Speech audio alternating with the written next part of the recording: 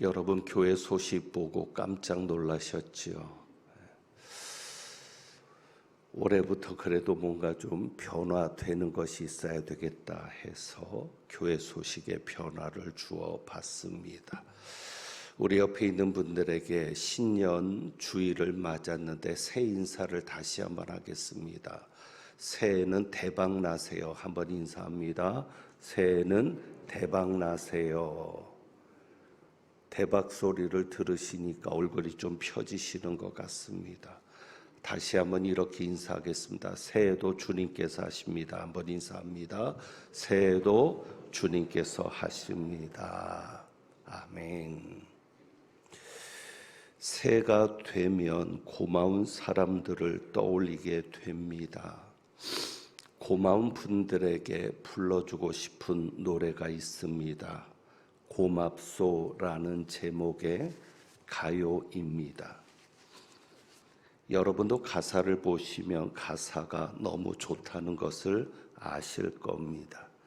그래서 제가 이 노래를 처음 알게 되었을 때 앞으로 18번으로 부르면 좋겠다라는 생각도 했습니다. 그러나 곧 그 생각을 접어야 했습니다. 왜 그랬는가 하면 2절 가사 때문이었습니다. 여러분 아시겠지만 가사를 좀 소개합니다. 정말 시적인 가사고 감동적인 가사인데 가사가 이렇습니다. 이 나이 먹도록 세상을 잘 모르나 보다. 진심을 다해도 나에게 상처를 주네. 이 나이 먹도록 사람을 잘 모르나 보다. 사람은 보여도 마음은 보이지 않아. 이 나이 되어서 그래도 당신을 만나서 고맙소 고맙소 늘 사랑하오. 여기까지는 좋았습니다. 은혜가 됩니다. 그런데 2절을 시작하면서 문제가 생깁니다. 술 취한 그날 밤 손등에 눈물을 떨굴 때 내 손을 감싸며 괜찮아 울어준 사람, 세상이 등져도 날아서 함께할 거라고 등 뒤에 번지던 눈물이 참 뜨거웠어. 이 나이 되어서 그래도 당신을 만나서 고맙소 고맙소 늘 사랑하오. 못난 나를 만나서 긴 세월 고생만 시킨 사람, 이런 사람이라서 미안하고 아픈 사람. 나 당신을 위해 살아가겠소. 남겨진 세월도 함께 갑시다. 고맙소 고맙소 늘 사랑하오. 제가 이 노래를 가사에 취해서 18번으로 하려다가 취소한 이유를 아시겠습니까? 문제가 되는 가사가 있죠. 2절을 시작할 때 술 취한 그날 밤, 이 가사 때문에 접었습니다.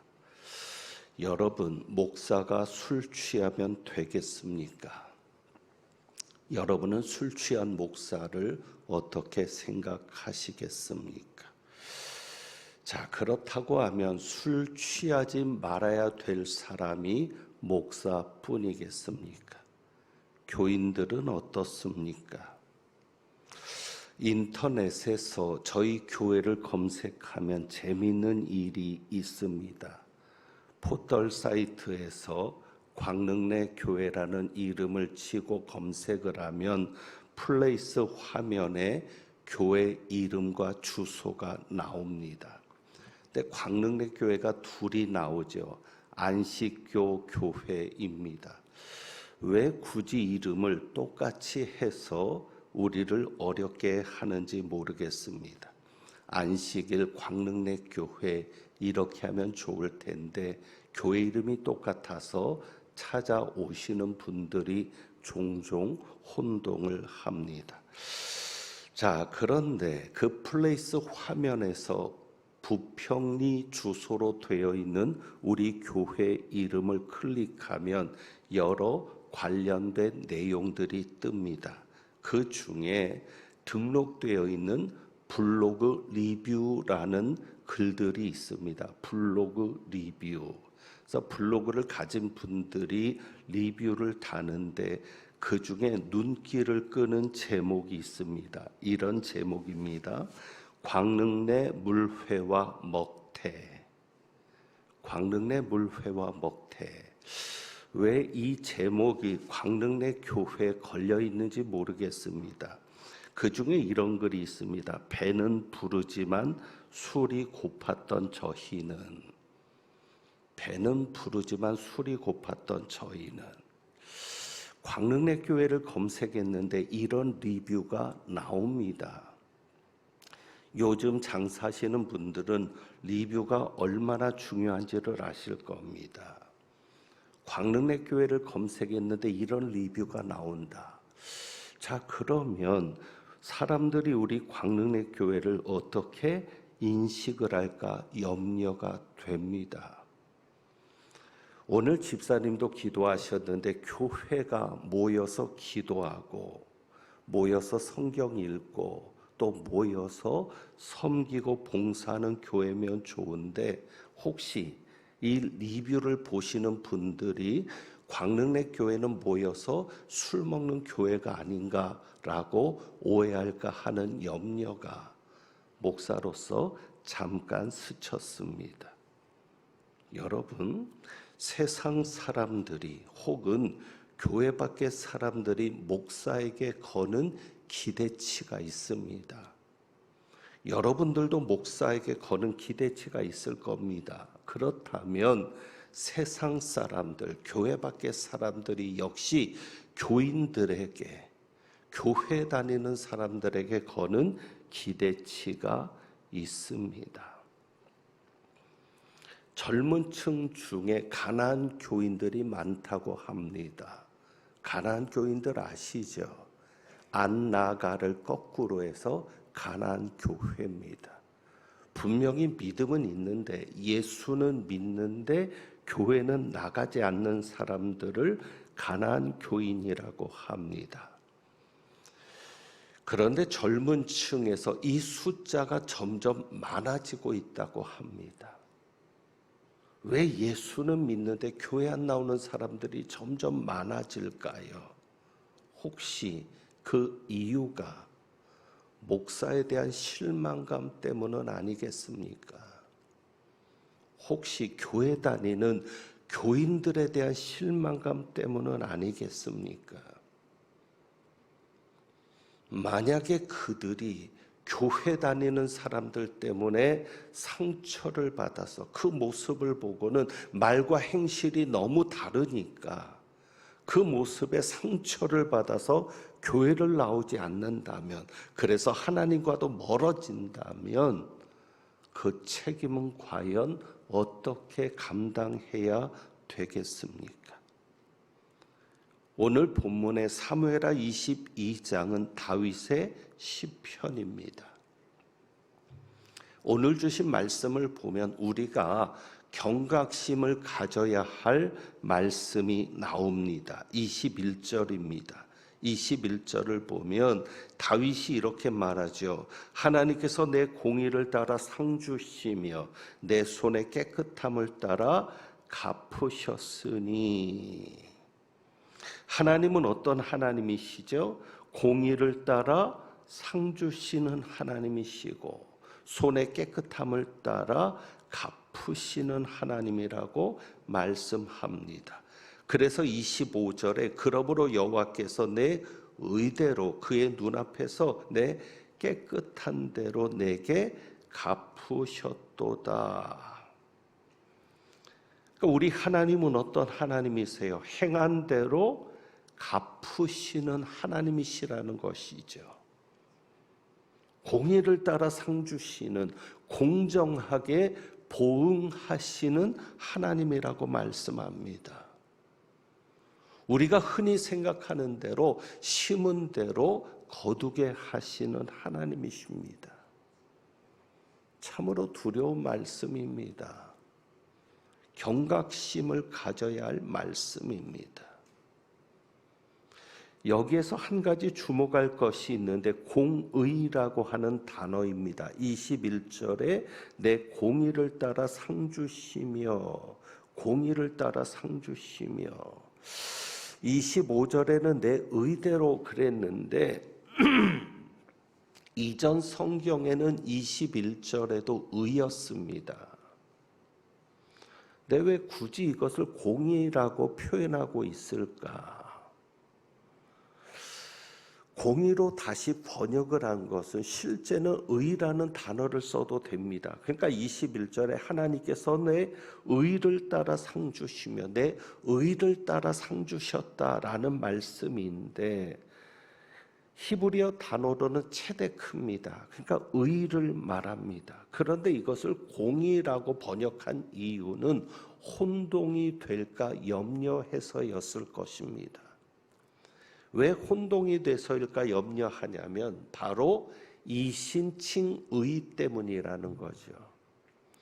그러니까 우리는 의를 무엇으로 얻습니까? 믿음으로 얻습니다. 이신칭의, 믿음으로써 의롭다 함을 얻는 것입니다. 그러니까 우리는 의롭다함을 얻는 겁니다. 정확하게 말하면 하나님께서 우리를 의롭다고 여겨주시는 겁니다.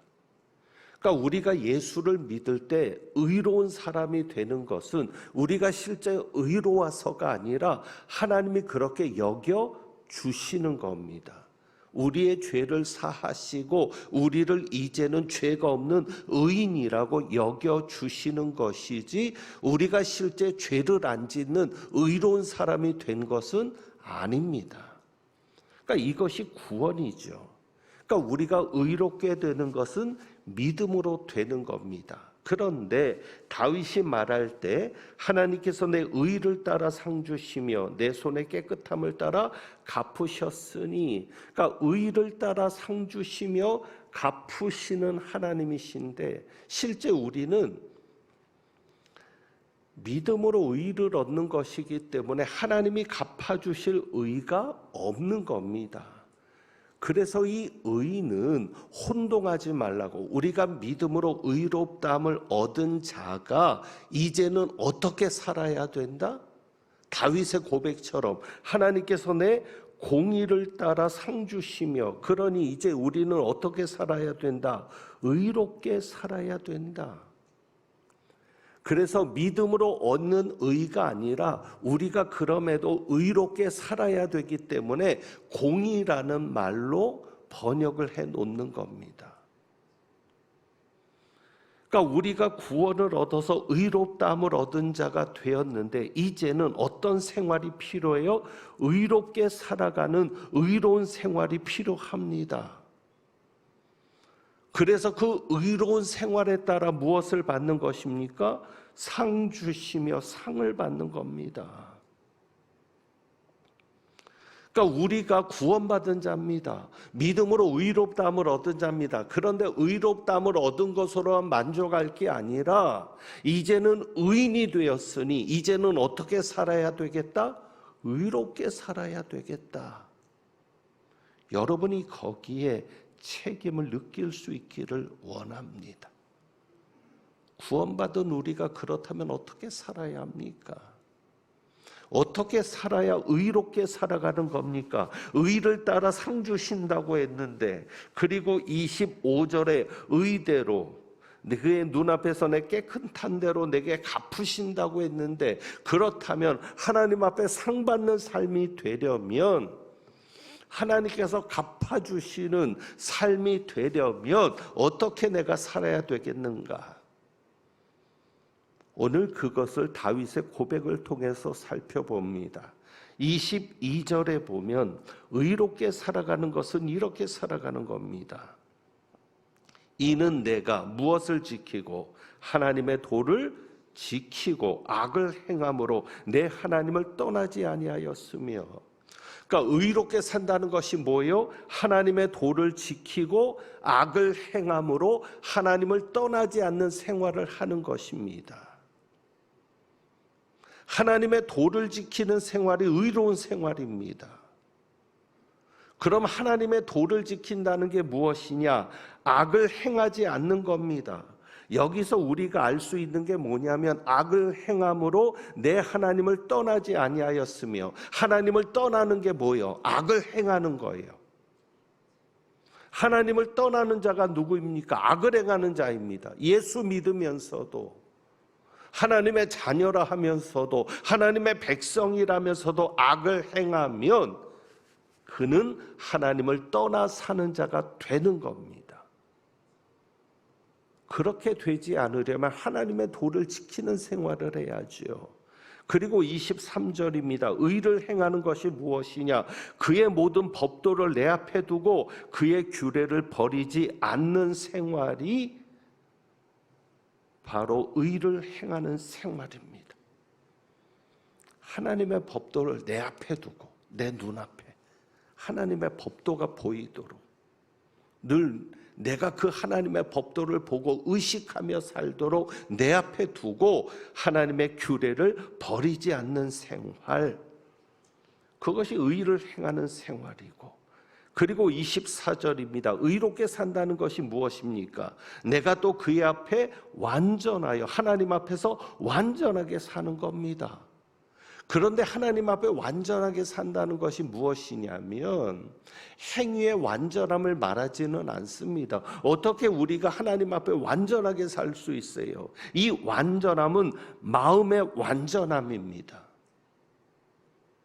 내 마음에 전혀 악이 없는 상태, 다시 말하면 죄를 지으려고 하는 욕구, 의도가 없는 상태를 말하는 것이죠.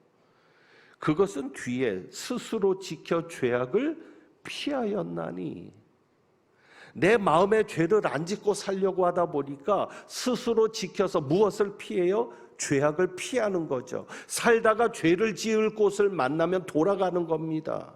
내가 분명 저곳을 지나가면 죄를 지을 거야, 내가 분명 저거를 보면 죄를 짓게 될 거야 하니까 그것을 피하며 사는 것, 그게 바로 완전함이고요. 그것이 내 마음에 악을 전혀 행하지 않으려고 하는, 죄에 대한 의도성이 전혀 없는 상태로 살아가는 것이고, 다시 강조하면 죄를 피하는 생활로 나타납니다. 왜 한국 교회가 처음에 선교를 하면서 교회 안에서 술을 먹지 못하게 했을까요? 술이 모든 범죄와 연결되기 때문이었습니다. 술로만 끝나는 게 아니라 술이 다른 범죄와 연결이 되는 것을 우리가 보거든요. 하여간 의로운 생활은 뭐냐면 하나님 앞에서 완전하고자 하는 것인데, 이것은 행위가 완전한 것보다는 그 마음에서 죄를 안 지으려고 노력하는 거죠. 그래서 죄를 피하려는 생활로 나타나는 것이 의로운 생활입니다. 자, 그렇다면 하나님께서 의를 따라 상 주시며 깨끗함을 따라 갚아주신다고 했는데, 하나님이 주시는 상이 무엇일까? 하나님이 갚아주신다는 게 무엇일까? 26절을 볼까요?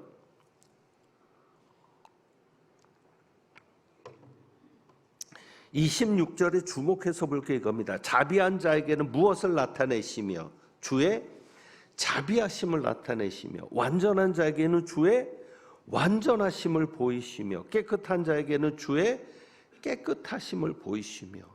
여러분, 자비한 자에게는 무엇을 나타내신다고요? 주님의 자비하심을 나타내시고, 완전한 자에게는 무엇을 보이시고? 완전하심을 보이시고, 깨끗한 자에게는 무엇을 보이시고? 깨끗하심을 보이시고. 이해가 되십니까? 내가 변화된 만큼 하나님이 보여주신다는 겁니다. 내가 달라진 만큼 하나님이 보여주신다는 겁니다. 그게 하나님께서 의대로 상 주시는 것이고 행한 대로 갚아주신다는 말씀입니다. 내가 완전해지는 만큼 하나님의 완전함을 보는 겁니다. 내가 선해지는 만큼 하나님의 선하심을 보는 겁니다. 내가 깨끗한 만큼 하나님의 깨끗함을 보는 겁니다. 그래서 여러분이 변화되려고 노력해야 합니다. 왜? 변화된 만큼 하나님을 볼 수 있거든요.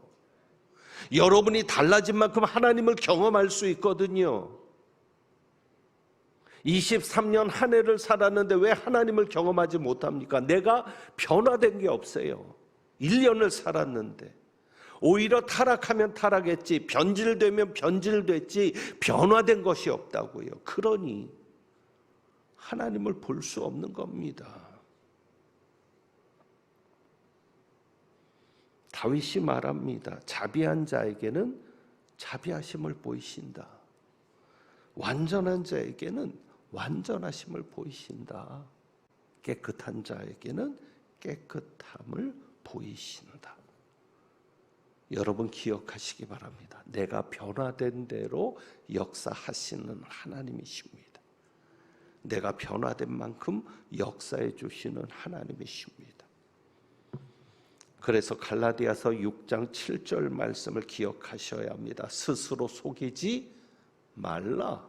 하나님은 만홀히 여김을 받지 아니하시나니 사람이 무엇으로 심든지 그대로 거두리라. 여러분 이 말씀이 헌금을 강조하는 말씀입니까? 아닙니다. 많이 심어야 많이 거둔다. 그런 말씀이 어디 있어요? 이것은 행위를 강조하는 겁니다. 그래서 9절에 이렇게 말합니다. 선을 행하되 낙심하지 말지니. 선을 행하는 것이 심는 겁니다. 그 중에 하나님 앞에 물질로 헌신하는 생활도 포함은 되겠죠. 그리고 이렇게 10절에서는 말합니다. 착한 일을 하되, 기회 있는 대로 모든 이에게 착한 일을 하되 더욱 믿음의 가정들에게 할지니라. 착한 일을 하는 것이 심는 겁니다. 무엇보다도 여러분이 가정에서 심을 수 있기를 원합니다. 가정에서 변화된 모습을 보여주시기를 원합니다. 고맙소라는 가사를 여러분 다시 한번 생각해 보시고요. 정말 남편이 아내들에게 이 노래를 불러줄 수 있으면 좋겠습니다. 2절만 빼고. 술 취한 그날 밤은 안 돼요. 맨정신에. 그래서 심은 대로 거두게 하시는 하나님이신데 무엇을 심어야 되느냐? 선을 심는 겁니다. 착한 일을 심는 겁니다. 이제 말씀을 마무리합니다. 다윗이 고백합니다. 19절에 그들이 나의 재앙의 날에 내게 이르렀으나 여호와께서 나의 의지가 되셨도다. 이스라엘 백성들이 홍해를 만난 것처럼 사면 초가의 상황이 재앙의 날입니다. 재앙의 날이 내게 이르렀다. 그들이 재앙의 날에 내게 이르렀다. 나보다 힘이 센 대적들이죠. 18절입니다. 강한 원수 미워하는 자, 자기보다 더 힘이 센 강한 원수와 자기를 미워하는 자들이 재앙의 날에 내게 이르렀다는 겁니다. 그런데 누가 나의 의지가 되셨도다? 하나님이 나의 의지가 되셨도다. 24년 어떤 재앙의 날이 여러분에게 이를지 모르겠지만 하나님이 여러분의 의지가 되십니다. 여러분은 하나님만 의지하면 됩니다. 그리고 20절에 나를 또 넓은 곳으로 인도하시고 나를 기뻐하심으로 구원하셨도다. 나를 기뻐하셨다는 얘기는 나를 사랑하셨다는 겁니다. 왜 하나님께서 다윗을 구원하십니까? 기뻐하시니까, 사랑하시니까. 여러분의 의지가 되시는 하나님이 여러분을 사랑하시는 것을 믿으시기 바랍니다. 그래서 올 한해 심은 대로 거두게 하시는 하나님을 여러분이 경험할 수 있기를 원합니다. 그래서 하나님을 위해서 살기를 원합니다. 올 한해는 정말 내가 하나님을 위해 살겠습니다라고 다짐하고 여러분이 하나님을 위해 사는 만큼 하나님의 놀라운 은혜와 놀라운 사랑을 경험하게 될 수 있을 줄 압니다. 그래서 오늘 내가 하나님을 위해 살겠다는 다짐으로 찬양을 드려봅니다. 악보가 준비 안 됐는데요. 자, 주부에 있는 찬양 먼저 드립니다. 나에게 건강이 있는 것. 정말 여러분이 하나님을 위해 살겠다는 다짐을 가지고 우리가 한번 이 찬양 드려보고요. 내일 일은 우리가 모릅니다. 하지만 내일 일은 모르지만 그러나 하루하루 주님께 맡기며 살아갈 것이고요. 여러분이 정말 그 가사의 고백이 여러분의 신앙 고백이요, 하나님을 향한 헌신의 고백이 될 수 있기를 원합니다. 찬양합니다.